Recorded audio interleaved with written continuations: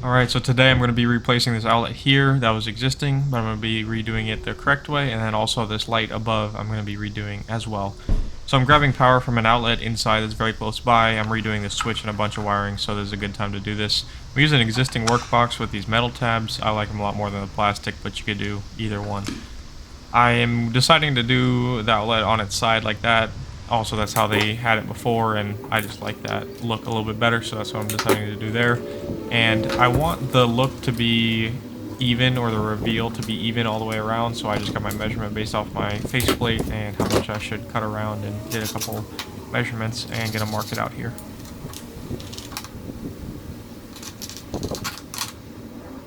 So now I'm just going to cut only the siding. I am not super worried about touching the sheeting.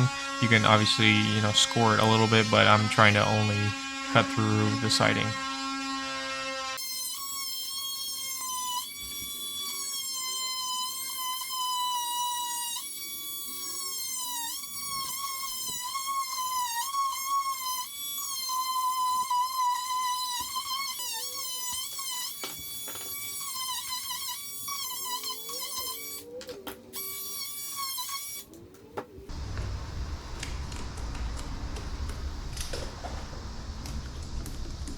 So the hole I have cut out for my box right now is exactly the size of it. So I am going to cut an inch more on both sides so the tabs of the existing workbox only tighten to the plinth block.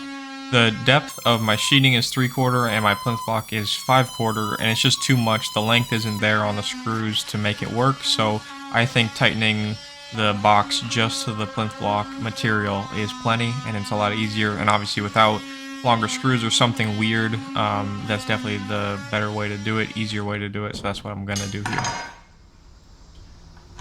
I'm going to be using some LP Smart Side 5/4 here. I'm just marking out and cutting. You could do this with a chop saw, but I'm just doing it with a skill saw here. And yeah, so I'm going to cut out my piece and then mark my holes and cut out the outlet on the plinth block.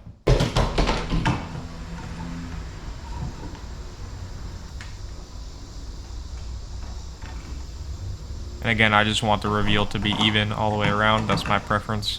And so that's what I'm just making sure of here before I cut this out.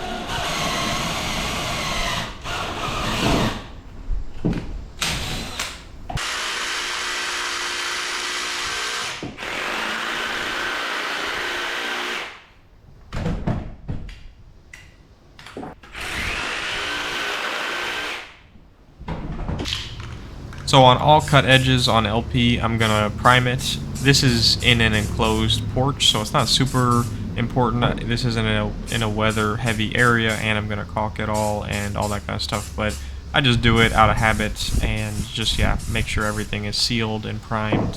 And same thing even with the inside edges, I'm gonna prime those too.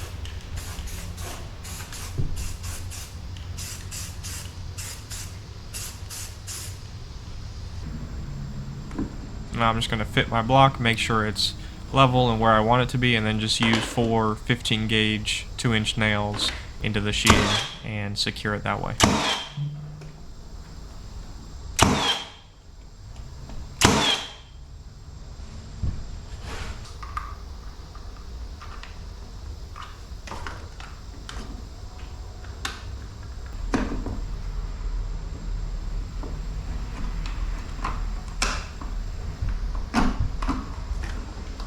On these existing work boxes, I like to hand tighten it instead of using a driver and just crank them down. I like to be able to feel how much I'm tightening it, and especially since it's a plastic box, I just think it's important to take your time and evenly tighten them down by hand. So yeah, I'm just going to strip back the sheathing and get my wires correct and get this outlet wired up.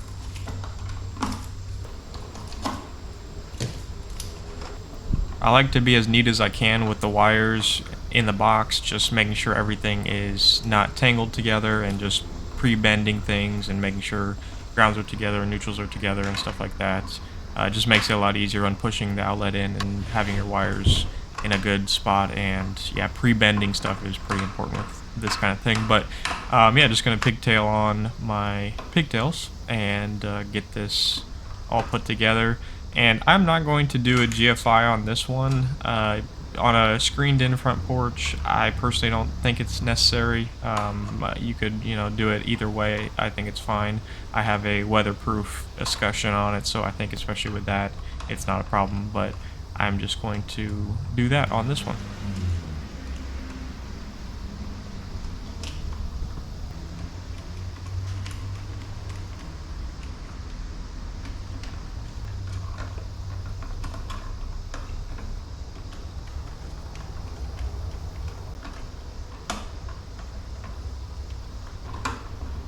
I like to push my outlet in once I pre-bend my wires and make sure that my outlet can actually go in fully before I force it.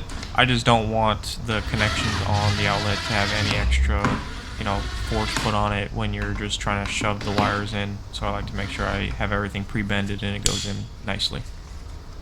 But yeah, just going to put on this escutcheon, make sure I have the weatherproof kind of gasket behind it, and screw this escutcheon on.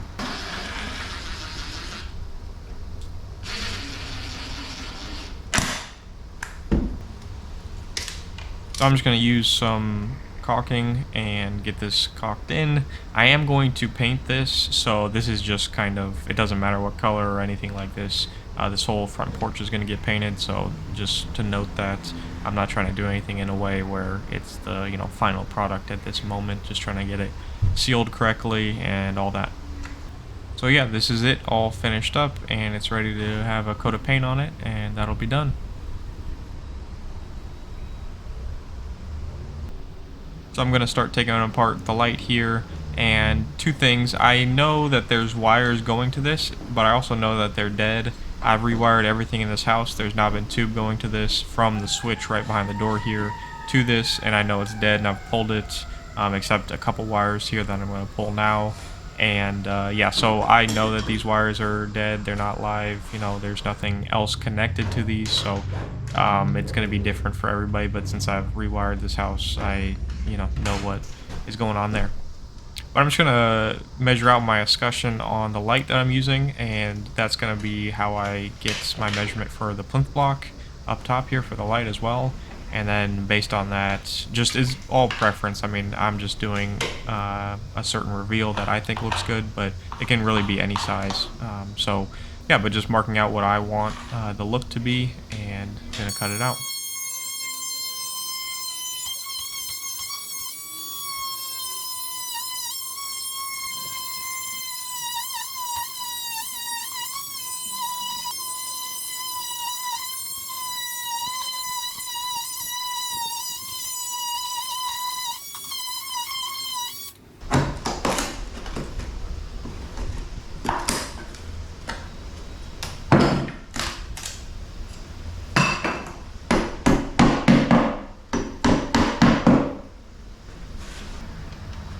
So I haven't got the wire fished from the switch inside right below this yet, so I'm going to do that, just send my fish tape down, and it's a really easy connection between the two. There was a little bit of blocking I think I had to wiggle around there, but once I got past it, it was pretty easy. It's only, I don't know, maybe 6 feet away, so super easy to get there. And yeah, so this is where I was going to, the switch on the inside, and I'm going to repair and do a bunch of stuff and do a 3-way there. But yeah, just have my fish here and gonna tape on my Romex and pull it through.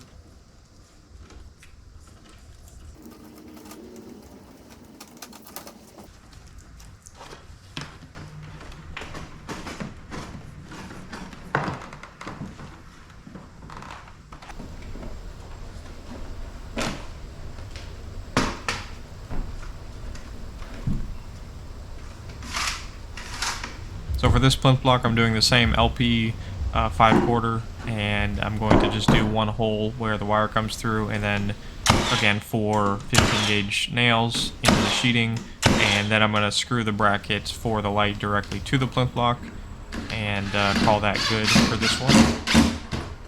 And I hate Phillips screws so much. That's what came with it. I didn't have anything else like panhead screws on hand, so. But Phillips screws, other than for like drywall, they are the worst thing ever, right behind or in front of flathead. But anyways, it's always hard not to strip them without yeah, being careful, but you definitely can. You just gotta take your time. But anyway, so gonna strip back the sheathing on this and get this all wired up.